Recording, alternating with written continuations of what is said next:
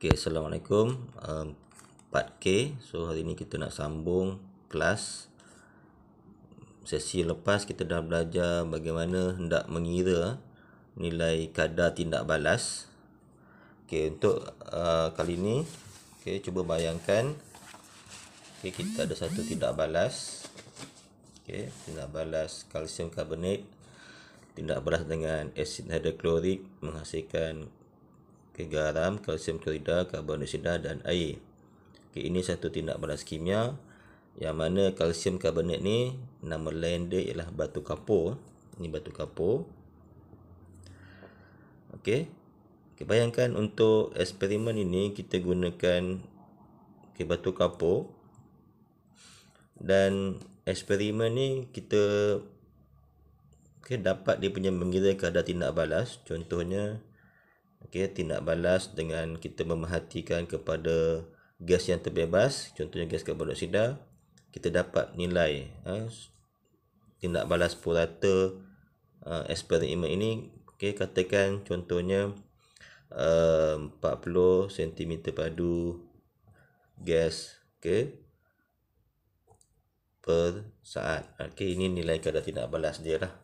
Katakan eksperimen ni menghasilkan kadar tindak balas seperti ini. Yang mana eksperimen ini kita menggunakan batu kapur ataupun ketulan batu kapur. Okey, katakan kalau bagaimana kita boleh mengulang eksperimen ini dengan mendapat kadar yang lebih tinggi. Macam mana kita nak eksperimen yang sama, tetapi untuk eksperimen yang kedua nilai kadar tindak balas dia lebih tinggi. Apa yang kita boleh buat terhadap eksperimen bahan ini?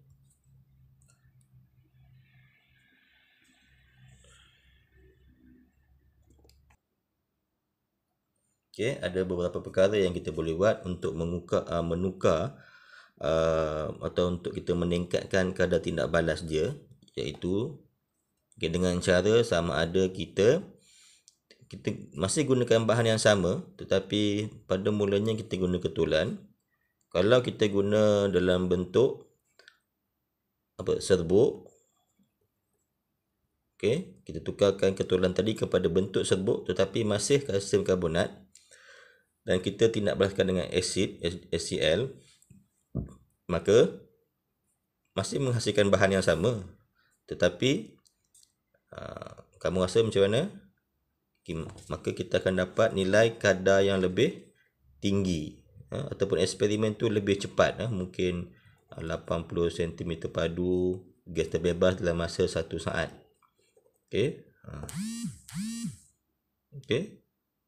Dengan kita menukar saiz ketulan, kita boleh dapat kadar yang lebih tinggi.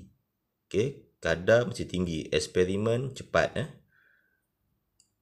Ada tak cara lain selain daripada saiz ketulan? Kita juga boleh mengubah perkara yang lain, faktor yang lain untuk kita mendapat nilai kadar yang lebih tinggi. Contohnya asid ini, kita boleh mengulang dengan asid yang lebih pekat. Kalau kita guna asid lebih pekat, maka eksperimen kita yang kedua ni akan mendapat hasil yang cepat ataupun kadar yang lebih tinggi. Contohnya nilai dia lebih besar. Jadi apa yang cikgu nak bincangkan adalah sebenarnya saiz bahan ni, saiz lah sebab dia batu kapur ni dalam bentuk berpejal. Saiz bahan dan ini faktor kepekatan. Kita nak bincangkan sebenarnya apa dia saiz dan kepekatan ni. Saiz dan kepekatan ni adalah salah satu yang dikatakan faktor-faktor yang boleh mempengaruhi kadar tindak balas. Kita nak belajar selepas ini apakah faktor-faktor yang boleh mempengaruhi kadar tindak balas. Bermaksud kalau kita ulang balik menggunakan dengan merubah faktor-faktor itu, kita akan dapat kadar tindak balas yang berbeza, sama ada dia tinggi atau lebih rendah. Okey, apa dia faktor-faktor yang mempengaruhi kadar tindak balas? Tadi kita dah sebut, iaitu pertama, kita katakan saiz bahan tidak balas. Kat sini, kat buku teks ni ada. Okey, saiz bahan tidak balas. Ni faktor yang pertama, saiz bahan tidak balas. Mesti saiz bahan tidak balas, bukan hasil tidak balas lah. Saiz bahan tidak balas. Bila sebut saiz, bermaksud bahan yang tidak balas itu mesti dalam bentuk fizikal dia pepejal lah. Kalau dia larutan, cecair, tak boleh menggunakan faktor saiz sebab dia mana ada saiz. Okey, kalau dia larutan cecair, itu faktor kita boleh pakai kepekatan. Macam tadi asid tadi. Jadi kepekatan bahan tindak balas boleh dijadikan faktor yang kedua. Okey. Kalau kita ubah faktor kepekatan, dia mengubah juga kadar tindak balas. Okey, berbalik kepada saiz bahan tindak balas. Saiz bahan tindak balas. Kalau kita guna bahan yang lebih halus, okey, apa yang terjadi kepada kadar tindak balas dia? Kadar tindak balas dia akan lebih tinggi. Kalau kita guna ketulan yang lebih besar, maka kadar tindak balas dia lebih rendah. Okey, itu signifikan dia berkenaan dengan saiz. Cikgu ulang balik. Saiz bahan tindak balas ni bagaimana kita nak baca dia punya faktor dia? Kalau saiz okey, boleh ulang sama cikgu. Kalau saiz dia besar, maka kita akan dapati kadar tindak balas dia lebih rendah. Kalau kita guna saiz yang lebih halus, lebih kecil, maka kadar tindak balas dia akan lebih tinggi. Okey, berkenaan dengan kepekatan juga. Kepekatan ni kalau kita guna kepekatan yang lebih pekat, maka kadar tindak balas dia lebih tinggi. Okey, dan kalau kita guna kepekatan yang lebih cair, kadar tindak balas dia lebih rendah. Okay, selepas nanti sebenarnya kita akan belajar 4 jenis faktor. Sekarang ni cikgu baru sebut 2 faktor, faktor saiz dan faktor kepekatan. Selepas kita akan belajar 4 jenis faktor ni, kita akan belajar dengan lebih terperinci. Contohnya, kenapa saiz lebih halus, kadar tindak balas dia lebih tinggi? Kenapa? Apa dia punya huraian dia, kita akan belajar selepas ini. Okey, kita tengok faktor yang ketiga. Okey, faktor yang ketiga adalah faktor suhu. Yang mana kalau kita ulang eksperimen tadi dengan menggunakan suhu yang lebih tinggi, maka kadar tindak balas dia lebih tinggi. Kalau suhu dia rendah, kadar tindak balas dia lebih rendah. Okey, ini pun ada dia punya alasan. Kita akan belajar selepas ini.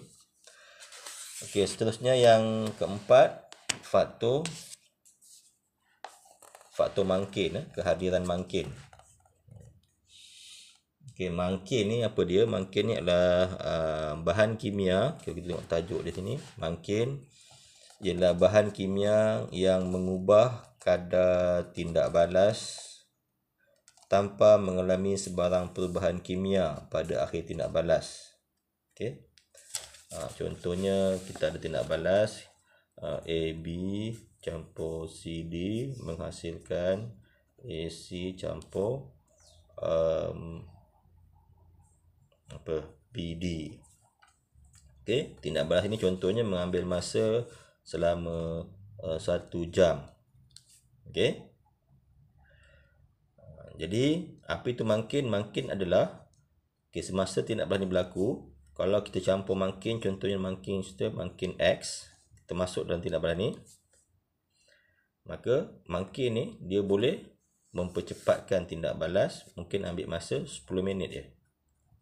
Sebab dengan kehadiran mangkin X ni, daripada 1 jam dia boleh tukar kepada 1 minit. Okey, cuma mangkin X ni dia hanya membantu tindak balas saja, tetapi di akhir eksperimen dia masih ada, dia tidak terlibat. Itu dia yang dimaksudkan tadi tu.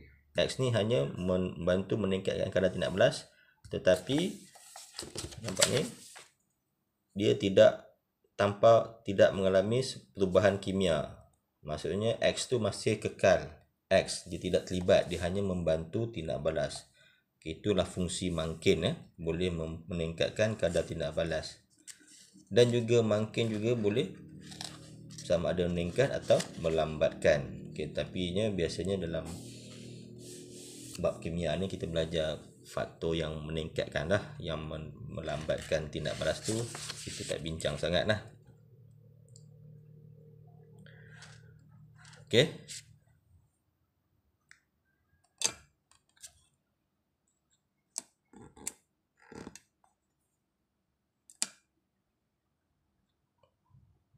Okey, untuk kita belajar dengan lebih detail 4 faktor yang kita bincangkan tadi.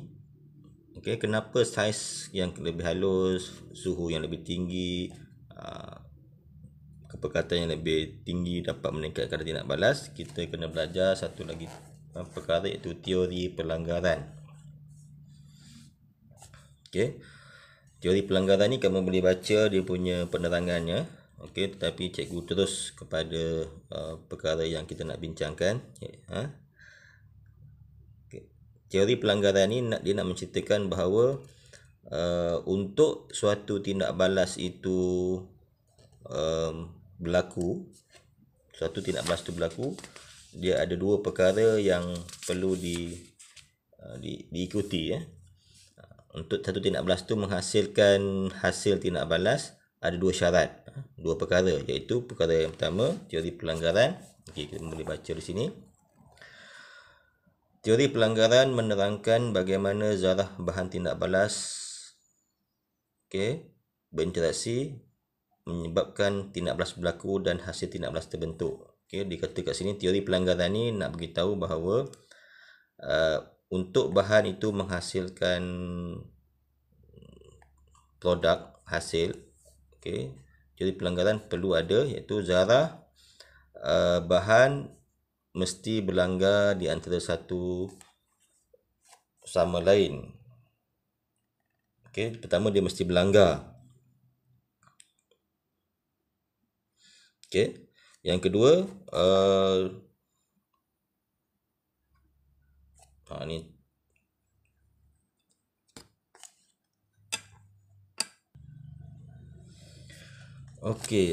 cikgu skip benda ni lah. Benda ni agak mungkin boleh mengelirukan kamu. Kita baca ayat seterusnya. Tapi di sini kata kuncinya adalah untuk pelanggaran itu menghasilkan tindak balas, dia mesti berlanggar. Dia mesti berlanggar untuk menghasilkan produk, untuk menghasilkan hasil yang baru. Tetapi di kata sini bukan semua pelanggaran boleh menyebabkan atau boleh membentuk hasil.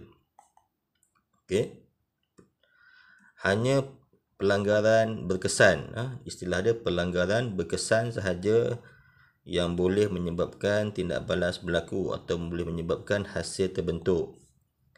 Bagi menghasilkan pelanggaran berkesan, syarat dia ada dua. Pertama, zarah bahan tindak balas mesti mempunyai tenaga yang sama atau melebihi tenaga pengaktifan. Ini syarat dia. Kita pergi syarat yang pertama dulu, yang mana zarah yang berlanggar tu mesti ada tenaga minima. Maksudnya dia berlanggar tu mesti ada tenaga yang cukup. Kalau dia berlanggar tu tak ada tenaga yang cukup, maka dia tidak akan menghasilkan hasil. Jadi dia berlanggar tu mesti ada tenaga. Bahan A dengan bahan B berlanggar, mesti tenaga yang cukup. Berlanggar tu dengan tenaga yang kuat. Tenaga ini kita panggil tenaga pengaktifan. Jadi kesimpulannya, syarat yang pertama untuk teori pelanggaran, untuk bahan itu menghasilkan produk, pertama dia mesti mempunyai tenaga minima. Dia berlanggar mesti tenaga yang cukup. Ataupun nama lain kita mempunyai tenaga pengaktifan.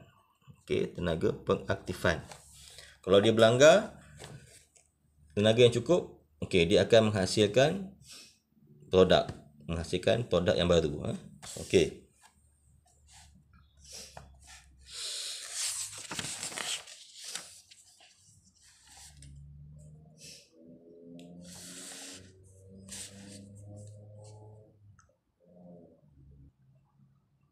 Okey, bagaimana kita nak mengaitkan tenaga pengaktifan dengan tindak balas yang ada dalam kimia.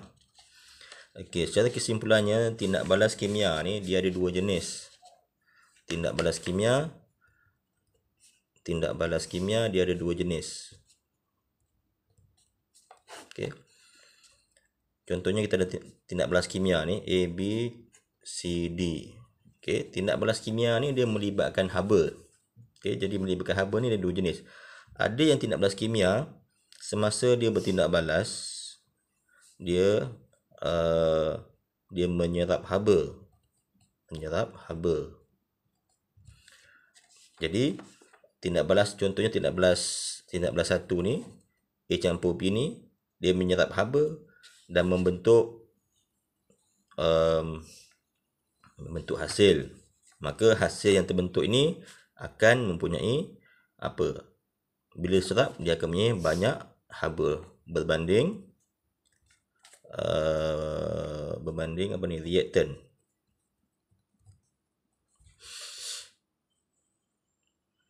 Okey. Tindak balas yang menyerap haba ni kita panggil tindak balas endotermik.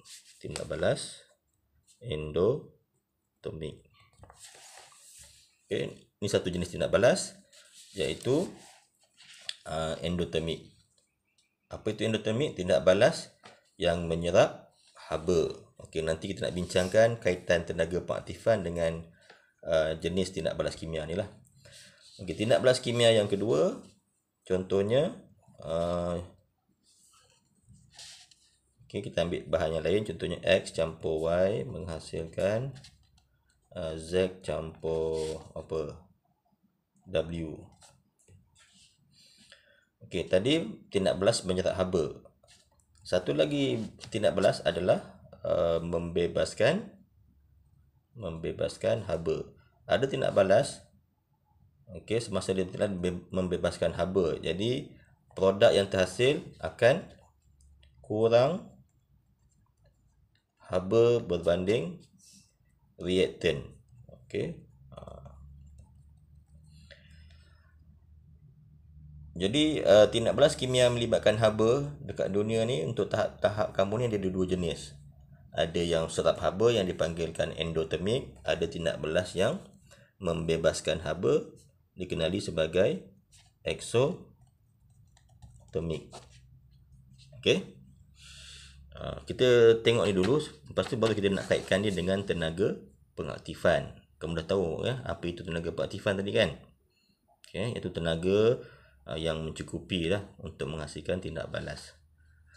Nanti lepas ni kita nak kaitkan tenaga pengaktifan dengan dua jenis haba ni dalam tindak balas kimia. Dia ada tindak balas yang menyerap, dan exothermic.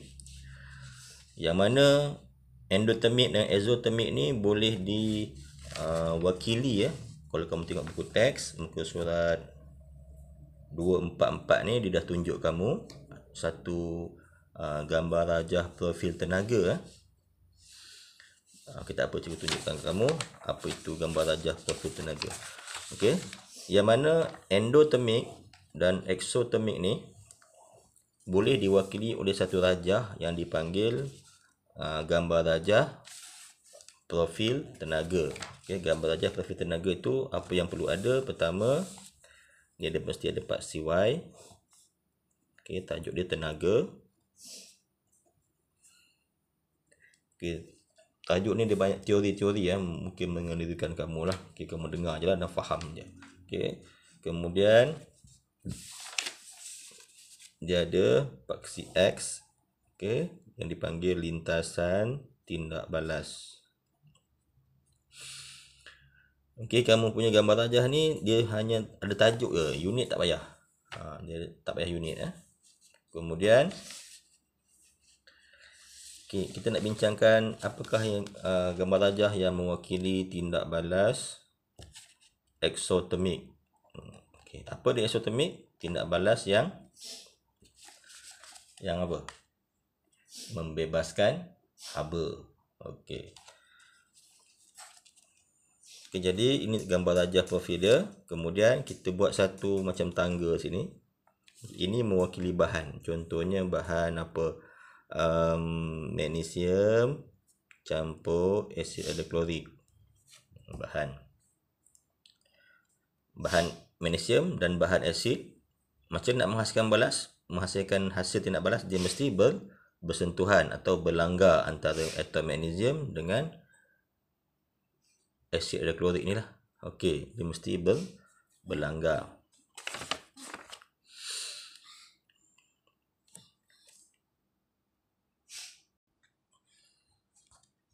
Okey, kita bincang magnesium tindak balas dengan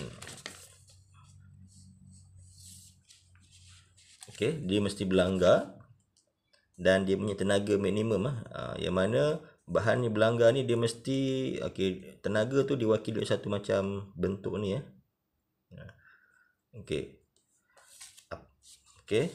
maksud dia tenaga bahan magnesium dan bahan ni mesti berlanggar dan mesti ada tenaga minimal, di tenaga banyak ni. Kalau dia berlanggar kurang daripada ni, dia ada tenaga hanya setakat ni, dia tidak akan menghasilkan hasil. Okey. Inilah yang kita panggil tenaga, ini kaitan dia tenaga pengaktifan ni. Ini dikatakan tenaga pengaktifan.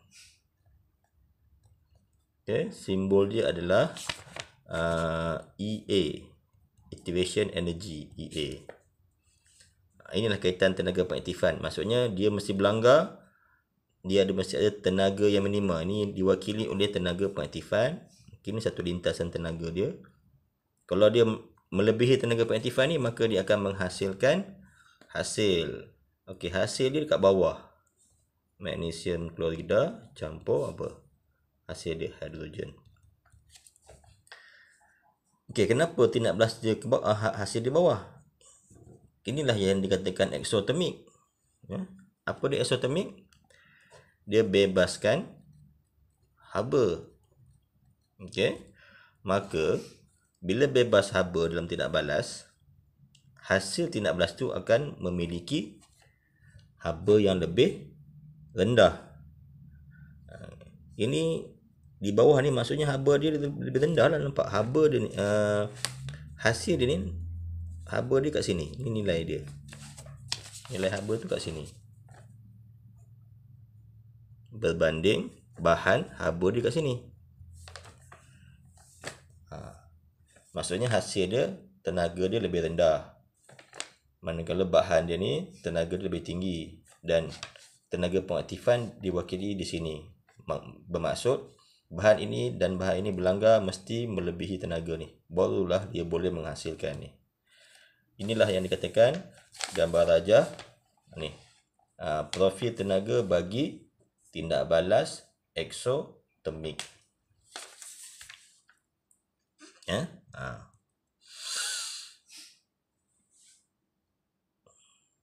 Manakala bagi tindak balas endotermik, okey, kita ambil endotermik, mesti ada paksi Y tenaga dan paksi X lintasan tindak balas. Okey. Bahan kita tak boleh ambil contoh magnesium sebab magnesium ini adalah sebenarnya memang betul magnesium ini adalah tindak balas eksotermik. Endotermik dia ada bahan lain kita ambil contoh bahan lain kita ambil contoh okey, simbol sajalah A campur B. Okey, dia juga ada satu lintasan tenaga yang perlu diatasi. Okey. Jadi A dan B ni mesti apa? Mesti mempunyai tenaga pengaktifan lah. Ini kita panggil, inilah kawasan dia. A, B ni tenaga pengaktifan, activation energy. Okey. Yang dikatakan endotermik itu adalah tindak balas dia menyerap haba. Jadi hasil yang terbentuk akan memiliki lebih banyak haba. Jadi bagaimana? Dia di sini. Inilah bentuk gambar rajah aras profil tenaga endotermik. Okey, beza. Sebab dekat dunia ni memang ada dua jenis tindak balas. Ada tindak balas yang menyerap haba, ada tindak balas yang bebaskan haba. Okey. So dekat sini apa yang kamu perlu tahu adalah, pertama kamu kena tahu melukis gambar rajah. Apa nama gambar rajah ni? Profil tenaga bagi eksotermik dan juga bagi endotermik. Tengok beza dia. Dan kemudian perkara yang kedua yang kamu kena tahu adalah kamu kena tahu mention di mana kedudukan tenaga pengaktifan. Dia sebenarnya kesimpulannya mesti bermula daripada aras bahan dan ke atas. Sama juga ni, aras bahan dan ke atas. Sebabnya dalam exam dia boleh tanya kamu, contohnya dia bagi sini, dia bagi sini, atau dia bagi sini, atau dia bagi daripada bawah sampai atas. Disuruh kamu teka di mana tenaga pengaktifan. Sama juga dengan ni kan, dia boleh bagi contoh. Okey, ni A. Okey, ini sama ada ni B. Okey, C. Jadi kamu mesti tahu di mana kedudukan tenaga pengaktifan. Okey. Kita sebenarnya masih belum membincangkan pokok asal kita, iaitu kita nak kaitkan 4 faktor tadi kan. Kita dah belajar 4 faktor, nak menerangkan dengan lebih mendalam. Bagaimana contohnya faktor saiz yang kecil, kadar dia tinggi. Kita belum dapat uraikan lagi. Sebabnya cikgu baru kita nak cuba terangkan, tetapi belum sampai tahap dia lagi. Kita hanya baru masuk apa yang dikatakan teori pelanggaran. Okey. Selepas kita habis tentang belajar teori pelanggaran ni, baru kita boleh cerita kenapa faktor saiz, faktor-faktor tadi boleh mempengaruhi kadar tindak balas. So banyak lagi fakta-fakta yang kau cikgu nak ajar ni. Lepas kita belajar teori pelanggaran, baru kita dapat menceritakan dengan lebih detail kenapa 4 faktor tadi, 4 faktor tadi cikgu boleh sebut, 4 faktor tadi boleh dihuraikan dengan lebih detail berdasarkan teori pelanggaran. Tetapi kita kena habiskan dahulu konten teori pelanggaran ni. So tak sempat nak bincang lagi sebab dah hampir setengah jam. Okey. So kita selepas ini cikgu akan ada lagi tentang teori pelanggaran, tak habis lagi. Pertama tentang yang ni. Okey, yang kedua ada satu lagi tentang teori pelanggaran, baru habis, baru kita boleh kaitkan dengan 4 faktor tadi. Okey, itu saja untuk kali ini.